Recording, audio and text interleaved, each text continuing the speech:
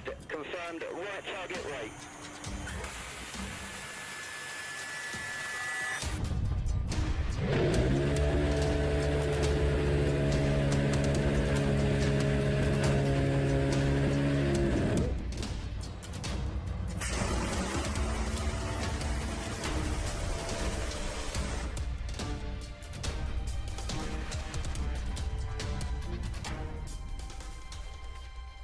Recently, HMS Duncan and an RAF Typhoon successfully tracked and eliminated an aerial threat during counter-drone training in the Mediterranean.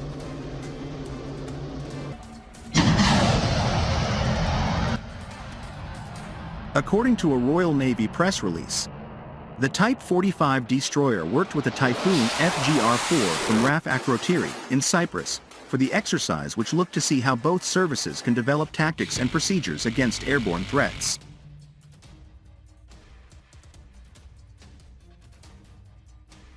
Duncan is one of 6 Daring-class destroyers, the Royal Navy's experts in air defense and exercise.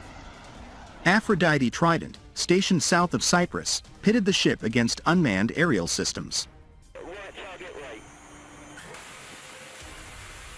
While Duncan and the Typhoon joined forces in the Mediterranean, the RAF's 83 Expeditionary Air Group provided strategic oversight and tracked its progress via satellite in a Combined Air Operations Center, CAOC.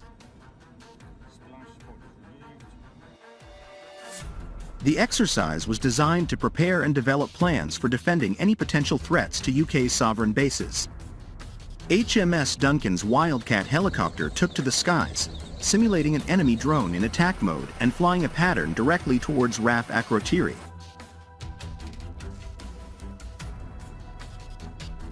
The RAF Typhoon detachment in Cyprus acted quickly after receiving an alert from the CAOC that the base was under imminent attack. The Typhoon fighter jet scrambled to meet HMS Duncan, following the tactical guidance of one of the ship's fighter controllers, affectionately known as Freddies.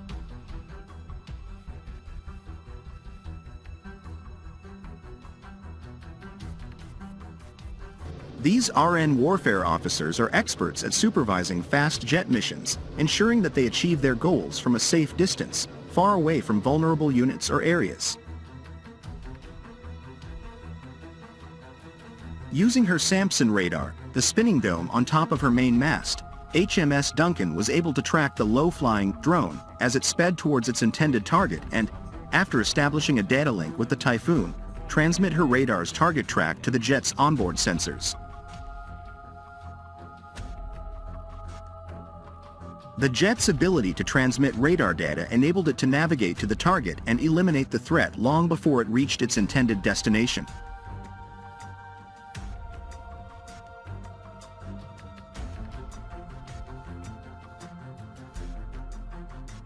Lieutenant Johnny Miller, a flight controller aboard HMS Duncan, stated, "It is a very satisfying feeling to see the hours of preparation and planning that go into an exercise like this come to fruition, especially one as relevant and in tune with the real-life threat as Aphrodite Trident."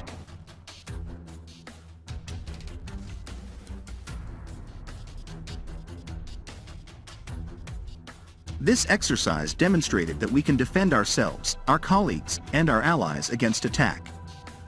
It really demonstrates why what we do is important.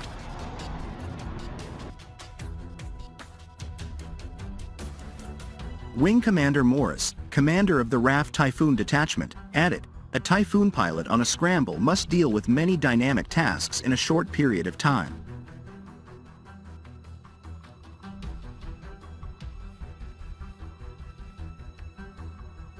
HMS Duncan's capabilities enable us to quickly meld voice communications with a digital picture in the cockpit, reducing time to identify and engage targets while maximizing distance from the defended asset.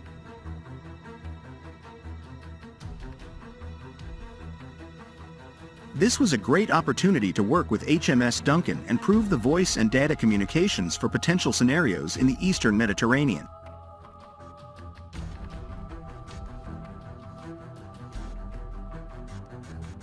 Earlier, Royal Navy destroyer HMS Duncan has been protecting a U.S. Navy task group in the Eastern Mediterranean as part of a regional security mission.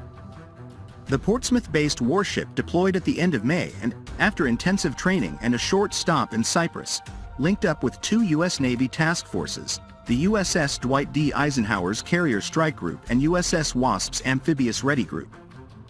The latter group was escorted by Duncan, which provided world-class air defense, thanks to the Type 45's powerful radars and Sea Viper mission system, to the U.S. group as it carried out a mission to ensure regional stability.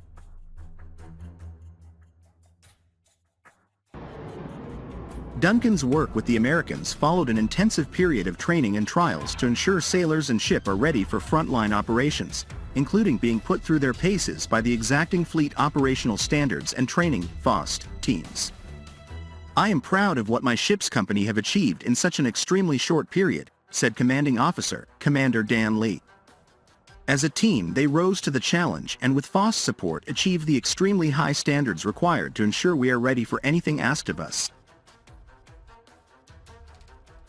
Duncan joined the USS Wasp's task group in early July, operating as the sole escort providing defense for U.S. Amphibious Squadron 4, which also include assault ships USS New York and USS Oak Hill.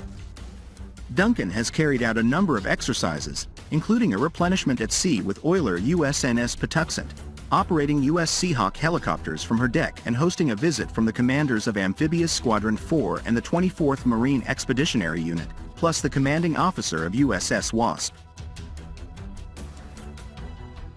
The visit by Commodore Amphibious Squadron 4, Captain Nakia Cooper, Wasp's commanding officer, Captain Christopher Purcell, and Colonel Todd Maher of the U.S. Marines' 24th Marine Expeditionary Unit included a tour of the ship and a traditional British afternoon tea. Duncan also showed her prowess during an air defense exercise, which saw the Type 45 fight off attacks from Harrier jets from USS Wasp. This all comes during a busy time for Duncan, which underwent weapons training and a FOST training package, which included responding to floods and fires in increasingly complex scenarios, after leaving Portsmouth on May 27. It resulted in the sailors successfully navigating an exercise involving multiple incidents a week after deploying. A short stop in Gibraltar followed for a visit to some familiar, and, for some on their first overseas visit, less familiar haunts, including Casemate Square and seeing the infamous apes during the even more infamous Rock Run, a race at first light from the dockyard to the top of the mountain which dominates the overseas territory. Next up was a training package that saw Duncan conduct a Thursday War, a warfighting and damage control exercise, which puts previous training into practice. This included adopting defense watches, meaning the ship is at a heightened level ready to carry out damage control, operate control stations and deploy weapons systems. This phase required 50% of ship's company working around the clock 24/7, providing increased readiness of workforce and equipment. During this period there were several gunnery shoots, firing all surface weapon systems multiple times, day and night, developing our engineers' skills and operators' warfighting edge. This 6-day training period ended in a final assessed exercise, with Duncan proving her ability to fight at the same time as dealing with multiple incidents on board. The ship then visited Souda Bay, Crete, for stores replenishment, a weapon and sensor trials period and Phase 3 training period and boarding accreditation, assessing the Royal Navy and Royal Marines boarding team's ability to cope with different boarding situations. Since completing this intense training period, alongside normal maintenance and training routines, the ship's company have enjoyed a hands to bathe in the Mediterranean Sea and a short port visit to Limassol, Cyprus. Duncan has most recently been in Catania, Italy,